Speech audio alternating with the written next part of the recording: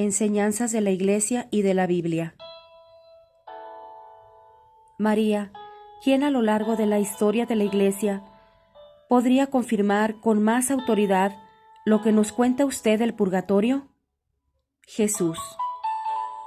En el Evangelio de San Mateo, Jesús dice: «Te aseguro que no saldrás de ahí hasta que hayas pegado el último centavo», y se refiere al pecado. Luego, más adelante, haciendo referencia a los pecados contra el Espíritu Santo, Jesús dice que tal pecado no será perdonado ni en este siglo ni en el venidero. Aquí Jesús nos dice claramente que hay pecados que serán perdonados en el otro mundo, puesto que el infierno es definitivo. Y en el cielo no existe el pecado ni ningún efecto del pecado en absoluto. El mundo siguiente, ese mundo intermedio, se ha conocido durante mucho tiempo y hasta el día de hoy como purgatorio.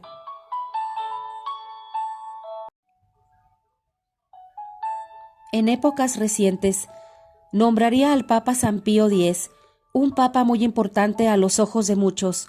En su época, se quiso innovar con muchas ideas modernas, pero él se negó y se enfrentó a ellas. También debería nombrar a San Agustín, a Santo Tomás de Aquino, a Santa Brígida y muchos otros, al Padre Pío, a Teresa Neumann, a María Ana Lindmander, a Ana Catalina Emmerich, al cura de Ars y al cardenal Journet. Investigado un poco se puede encontrar mucho más. María, ¿existen otras personas que hayas experimentado lo mismo que usted? Sí, existen varias personas muy conocidas y otras que no lo son. El Padre Pío veía a las almas del purgatorio con frecuencia. Existen muchos libros acerca de su vida. También Santa Catalina de Génova, Juan Bosco, Cristian de Bélgica y Santa Brígida. María, ¿todas esas personas son santas y se encuentran acompañadas de santos? ¿También usted es santa? Por Dios, no. Estoy muy lejos de ser santa. Las benditas ánimas del purgatorio me han dicho que muchos otros hubieran manejado este tema mejor que yo. No por vivir una experiencia como la mía o por tener una revelación privada, somos santos. Si es por eso, conozco a una mujer que tenía el mismo carisma que el mío, que con el correr de los años se volvió orgullosa y su alma acabó perdiéndose. Todos tenemos la misma oportunidad de llegar a ser santos, incluso aquellos que no reciben ninguna revelación privada, justamente porque se me ha dado esta experiencia. Para mí es mucho más difícil llegar a ser santa, puesto que se me ha dado mucho más que a otros. Trato de obrar bien, pero al igual que los demás, caigo muchas veces. María, antes me dijo que las almas pueden leer. ¿Podría considerarse como un buen gesto y un buen gesto de amor tener una Biblia abierta para que la lean, por ejemplo, el Evangelio de San Mateo? Sí, podría, pero solo las ayudas por tratarse de un gesto bueno y simpático, lleno de cariño y de confianza. Pero dudo mucho que les sirva para algo leer este texto, ya habiendo visto la luz de Dios por ellas mismas. La palabra de Dios es solamente para los vivos. María, ¿le han dicho las benditas ánimas del purgatorio sobre los hombres ya casados que quieren ser sacerdotes? ¿Es correcto? Sí, me han dicho que lo es, pero solo si la mujer desea acompañar a su marido, y esto significa que está dispuesta a vivir en una sede separada. Sin embargo, las almas dicen que no está permitido que los sacerdotes ordenados contraigan matrimonio y al mismo tiempo sigan siendo sacerdotes. María, Jesús dijo que es difícil que los ricos entren en el reino de Dios. ¿Qué le han contado las benditas ánimas del purgatorio sobre esta frase? Depende del amor prójimo. Si los ricos hacen buenas acciones por los pobres, por supuesto que ellos también irán al cielo tan rápido como cualquier otra persona. Sin embargo, es más difícil cumplir la voluntad de Dios cuando uno está cargado de riquezas y tiene la necesidad de protegerlas y administrarlas. Generalmente, los ricos se preocupan más por los bienes materiales que aquellos que no tienen más alternativa que depender de la ayuda de los demás. Y en la iglesia encontramos cada vez menos gente rica. Cuando Jesús pronunció estas palabras, también se refería al reino de Dios en la tierra, porque su reino también está aquí. Podemos formar parte de su reino aquí en la tierra, de la misma forma que también podemos formar parte del infierno. Dios nos invita a escucharle. En el lugar de al César o Satanás, Jesús nos quiere en el cielo con todas sus ansias, y esta es una de las miles de investigaciones para que caminemos libres de todas las cosas que nos empujan fácilmente hacia abajo. María, de los dos hombres crucificados junto a Jesús, ¿qué fue lo que hizo el bueno para llegar al cielo? Reprendió al otro, que todavía se burlaba del Salvador. Le dijo que mientras que ellos sí se merecían aquel sufrimiento, él lo había aceptado sin haber cometido falta alguna, simplemente porque le dijo sí a la voluntad de Dios y reconoció la inocencia de Jesús. María, en cuanto a las enseñanzas de la Iglesia durante estas últimas generaciones, ¿cuáles piensa que fueron los errores que hicieron que tanto se alejaran de la Iglesia y perdieran la fe? Eso no es culpa de lo que enseña la Iglesia. Quienes se encontraban en posición de autoridad dejaron de enseñar a los jóvenes que Jesús es toda bondad y todo amor. Predicaron demasiadas amenazas y poco acerca del amor. No enseñaron casi nada acerca de la belleza de la oración y del ayuno. Dejaron de lado a nuestra Madre y al Arcángel San Miguel, ignorando a dos de los mayores intercesores. Y las consecuencias fueron drásticas. Resumiendo, diría que se debe a la falta de todo esto: amor, oración, ayuno, penitencia, Nuestra Señora y San Miguel. Así se ha permitido que Satanás ganase terreno en todos los frentes. María, ¿hay algún pasaje de la Biblia que crea que confirma lo que ocurre cuando rezamos por los difuntos? En la Biblia podemos encontrar mucho sobre este tema, pero el pasaje más claro y probablemente más completo es la historia de la resurrección de Lázaro. Hay prácticamente cientos de referencias sobre la necesidad y lo bueno de rezar por los difuntos. En la segunda carta a Timoteo, San Pablo reza por los difuntos, y aún en el Antiguo Testamento, Judas Macabeo envió limosnas a Jerusalén para que se ofrezcan sacrificios por los pecados de los difuntos. María, hay cristianos que dicen que sin Jesús somos solo polvo, y otros dicen que cuanto más nos acercamos a Jesús, acabamos convirtiéndonos en meras marionetas. ¿Cómo respondería a estos comentarios? ¿Hay cristianos que dicen esas cosas? El primer comentario suena correcto y puede ser una referencia exagerada al hecho de no ser posible vivir sin adorarlo cada día. Pero en verdad, este no es el caso. Las personas siempre son mucho más que el polvo, estén o no cerca de Dios. El amor de Dios por ellas no cambia nunca. Su amor permanece siempre infinito, y solo ese amor es lo que hace que cada persona sobre la tierra sea infinitamente más que el polvo. El Padre Pío dijo que Dios valora cada alma mucho más que al universo entero. Y en cuanto a los cristianos que se vuelven marionetas de Dios, es lo más alejado de la verdad que he oído. Cuando más cerca estemos de Dios, más libres nos volvemos, y no al contrario. Ser una marioneta implica perder nuestra libertad de ser el bien. Uno de los mayores regalos que nos hace Dios es la libertad, que nos ha dado para hacer buenas obras. Con el tiempo solo podría arrebatárnoslas Satanás. Estar poseído significa estar dominado por Satanás. Estos cristianos a los que menciona deberían rezar mucho para que Dios les muestre de qué se trata el verdadero amor divino. María, ¿le han pedido las benditas ánimas del purgatorio algo que sea, ante la falta de una mejor palabra, más material, pero que también sea una enseñanza de la Iglesia? Bueno, varias veces me han pedido que les diga a todos que hagan más donaciones a las misiones. Yo me he negado siempre a que me den a mí dinero para eso, porque pienso que cada uno debería ir a su parroquia. Es muy importante ayudar a extender la palabra de Dios por todo el mundo. Se reciben muchas gracias cuando lo hacemos, borramos muchos pecados y aceleramos así nuestro viaje al cielo. Sin embargo, para recibir todas las gracias de Dios, está dispuesto a darnos por nuestro gesto, hay que hacerlo de modo silencioso. Si hacemos una donación con mucha publicidad, las gracias que recibimos serán mucho menores. María, algunas personas dicen que no podemos intentar cambiar a los demás, solo podemos cambiarnos a nosotros mismos. Por lo que me ha dicho, esto parece ser parcialmente cierto. ¿Qué piensa al respecto?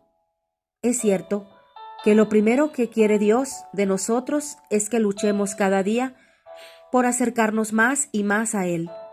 Se puede ver lo justo que es esto. Todos tenemos las mismas oportunidades de mejorarnos a nosotros mismos, pero lo que Dios nos ha dado no termina ahí. Dios nos ha dado como poderosos intercesores a María, a los ángeles, a los santos, a las almas del purgatorio y a cada uno de nosotros. Cuando enumeramos todo lo que Dios nos brinda, observamos que podemos hacer que sucedan cambios en las circunstancias de los demás y así, en consecuencia, cambiarán su forma de ser. Y también tenemos la responsabilidad de ayudarles. Se trata solamente de una muestra de amor hacia nuestro prójimo, especialmente cuando Dios quiere también que amemos e invoquemos intercesores para nuestros enemigos.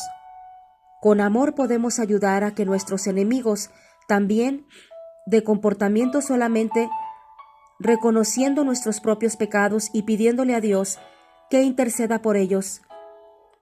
Tengamos un poco de fe. Insistimos en seguir amando, pidámosle cosas a los amigos de Dios y les aseguro que muchos de estas personas sin amor cambiarán su forma de ser. ¿No es cierto que muchos de lo que se han quejado las benditas ánimas del purgatorio son aspectos que han salido del Concilio Vaticano II? ¿Qué piensa usted sobre el Concilio Vaticano? Sí, muchos de estos asuntos modernos han salido en el tiempo del concilio, por así decirlo, pero estos cambios no tienen nada que ver con el espíritu del concilio. En la esencia del Vaticano II hay mucho bien e inundablemente el Espíritu Santo ha obrado con fuerza. Por ejemplo, estuvo muy bien el que se empezara a reconocer a Dios más claramente en las otras denominaciones cristianas, y también el acento por el ecumenismo, que fue un tema fuerte en el concilio. Sin embargo, como suele ocurrir con todo lo sagrado, Satanás está al acecho al otro lado de la puerta y ataca, divide y causa disturbios siempre que puede en la periferia, con el fin de debilitar lo que esté en el centro. Y para ser todavía más precisa, los seguidores de Satanás se encuentran mucho más organizados y son más insistentes que la mayoría de los católicos. Me han dicho al menos tres fuentes de mucha confianza que los masones se juntaron ya en 1925 para empezar a promover la comunión en la mano.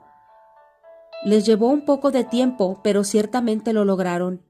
Y en cuanto a todas esas cosas, otras modernas que algunos creen erróneamente que fueron fruto del concilio, puedo asegurar que no es así, y que los masones se organizaron para adelantarlo dentro del Vaticano, con el solo propósito de reforzar el poder de Satanás dentro de la Iglesia. Cuando se les preguntó a los obispos de todo el mundo sobre la posibilidad de permitir que se distribuyera la comunión en la mano, la gran mayoría votó en contra. Por otro lado, en ningún lugar de los documentos del Vaticano II se puede encontrar mencionada ni siquiera una vez la comunión en la mano. Y el mismo Papa Pablo, después del concilio, que el humo de Satanás había penetrado en el templo de Dios con la intención de ahogar los frutos del concilio, estaba tan en lo cierto. Y un buen ejemplo de algo muy bueno que salió del concilio y que después también se modernizó demasiado, es la renovación carismática. Fue algo muy bueno en los primeros años, pero repito, sin la presencia de nuestra Madre, simplemente no hay renovación. Hoy en día, ese movimiento se encuentra muy fragmentado y solamente podría volver a unirse si sus líderes incluyeran a la Virgen en todas sus actividades. No se olvide ni por un momento que nuestra Madre se encontraba en la habitación de arriba cuando descendió el Espíritu Santo. Su modernización ha permitido que Satanás la fragmente de forma muy eficiente.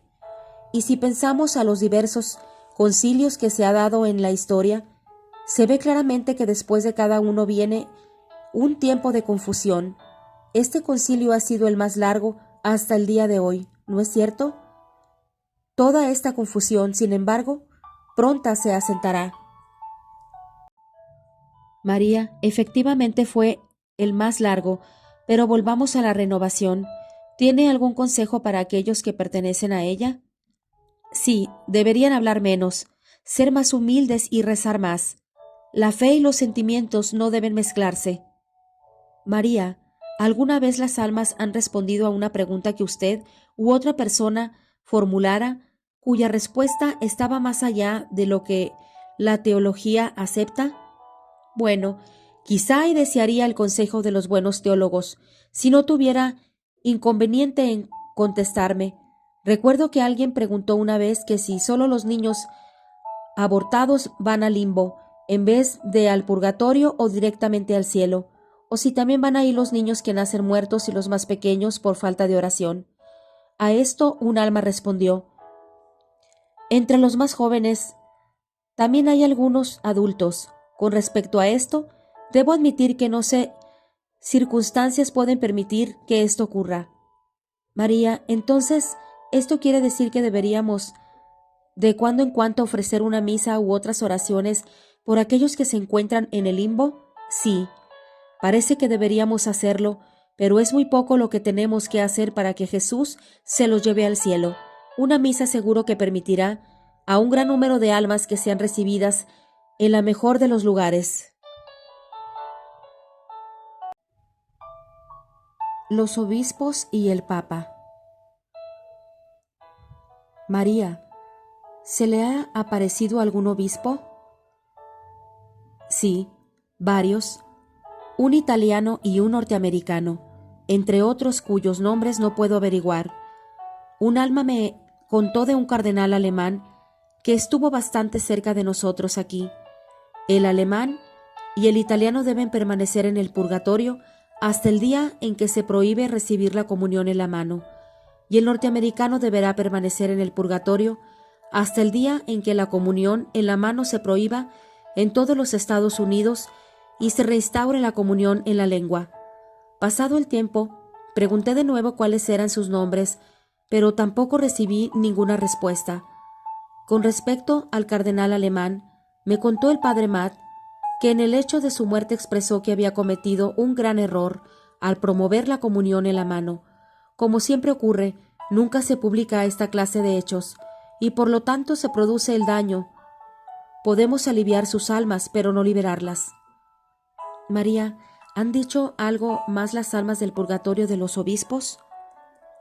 Sí, me han dicho que, especialmente en estos tiempos, en los que muchos se han modernizado, deberían cambiar su forma de actuar o el purgatorio será para ellos excesivamente doloroso, intenso y prolongado. Los movimientos en pro de la ordenación de mujeres, como han ocurrido en la Iglesia de Inglaterra recientemente, es algo de lo más preocupante hoy en día, al igual que el movimiento para hacer nuestro neutro el lenguaje litúrgico, con el objeto de satisfacer a los feministas dentro de la Iglesia. Debo realmente rogarles que dejen de hacerlo y que escuchen al Santo Padre o se arrepentirán muchísimo en el futuro. y probablemente esté usted al tanto de que el Santo Padre ha repetido recientemente un fuerte no sobre este tema. También otros movimientos de la misma naturaleza, como aquellos sacerdotes que piensan que también a ellos se les debería permitir contraer matrimonio, me demuestra a mí, al menos, que dedican muy poca parte de su tiempo a rezar y escuchar la oración. María, ¿qué le diría a las mujeres que con buenas intenciones y siendo muy creyentes dicen que también deberían tener derecho a poder ordenarse como sacerdotes? En primer lugar, les diría que le recen mucho al Espíritu Santo para que las ayude a esclarecer el tema. Luego les pediría que respondan a ellas, a los hombres que con la mayor de las intenciones también querrían tener el derecho de concebir y dar vida, y de alimentar a los hijos. Son dos anhelos errados y por lo tanto no están dentro del plan de Dios. Si Jesús hubiese querido que las mujeres también pudieran ordenarse para sacerdotes, María, la misa santa de todas las mujeres, hubiese estado presente en la última cena. Es decir, hubieran estado en la última cena, y no lo estuvo. Jesús no estableció las cosas de otro modo y repitió: Dios sabe muy bien qué es lo mejor para nosotros. Todo lo que sea contrario a Dios trae confusión, y la confusión es uno de los productos más claros de la acción de Satanás. María, ¿se encuentra en el infierno algunos de los cardenales y obispos que usted conoce que promovieron la comunión en la mano sin el consentimiento del Papa? Sí, algunos están en el infierno, pero no puedo asegurar que se perdieran únicamente debido a eso. Sé que también hay otros motivos que se han sumado, pero no se puede decir que sea eso lo que causó la pérdida de las almas. María antes mencionó a los masones en el Vaticano. De todos los numerosos cardenales que rodean al Papa, ¿cuántos de ellos son masones? No conozco exactamente el número, pero muchos de los cardenales ya eran masones cuando Juan Pablo II comenzó a ser nuestro Papa. Desde ese entonces, nuestro Santo Padre ha nombrado muchos cardenales nuevos, ciertamente no masones, así que su número es menor hoy en día. Aún así todavía quedan varios masones y están muy cerca del Santo Padre. María, ¿qué le han comentado las ánimas del purgatorio sobre el Santo Padre actual? Me han dicho que hemos de rezar mucho por él, porque se encuentra constantemente en gran peligro, pero a ello debo agregar que muchas almas del purgatorio lo están protegiendo. Por otro lado, el Santo Padre ya ha tomado las medidas oportunas para que su sucesión en el papado sean adecuadas. María, ¿el Santo Padre sabe de usted, de sus experiencias y de su apostolado? Sí. Ahora que la importancia de la humanidad y la obediencia, y de manera especial a sus directores espirituales y los obispos, puedo entonces presuponer que mientras continúa con su apostolado por las almas también obedece en todo momento al Papa Juan Pablo II? Sí, por supuesto. Si no lo hiciera, así sería una gran hipócrita. Por supuesto que soy obediente al Papa, al ver su gran potencial para la santidad. Nuestra Madre lo crió y eligió, y ante esas enormes gracias de nuestra Madre le dio, al Papa respondió diciendo públicamente que su lema sería Totus Tuus. Lo tengo muchos años, cariño y mucho respeto, y rezo por él constantemente, y aunque no me identificara tanto con él y supiera otras cosas acerca de él, siempre le sería obediente, porque eso es lo que Dios quiere de nosotros, ya que él y solo él es el verdadero sucesor de San Pedro, la roca sobre la que Jesús construyó la iglesia. María, entonces tanto usted como sus experiencias y su apostolado tienen la bendición de nuestro Santo Padre actual, el Papa Juan Pablo II. Sí, tengo su bendición para seguir con mi apostolado. ¿Alguna vez ha tenido a verle cardenales, obispos u otras personas conocidas del clero de Roma? Sí, en los últimos años han venido a visitarme dos, un obispo y un arzobispo. Ambos son devotos de María y aman la iglesia, y son grandes defensores de Medjugorje. También ambos están cerca del Santo Padre, pero a fin de protegerlos de ataques innecesarios, prefiero no mencionar sus nombres. María, mire, son ya las 2:30. ¿Qué le parece si nos tomamos un descanso? Un poco de aire fresco de primavera sería bueno, ¿no cree? Mientras nos levantamos, María me cuenta que le gustaría mostrarme su pequeña huerta a unos 100 metros de su casa, cuesta abajo. Al dejar atrás la puerta de entrada, me comenta: un vecino me ha estado causando problemas. Mire, la valla del jardín ha parecido dañada y le he pedido que me lo arregle. Caminamos a lo largo de una calle empinada, pasamos la parroquia a nuestra izquierda y un restante a nuestra derecha, y agrega: me contestó que ha sido culpa de la nieve del último invierno y que él no ha tenido nada que ver. Nos acercamos a un trozo de tierra bastante plana, rodeado por un cerco de madera vieja, desvejizado y gastado por el tiempo.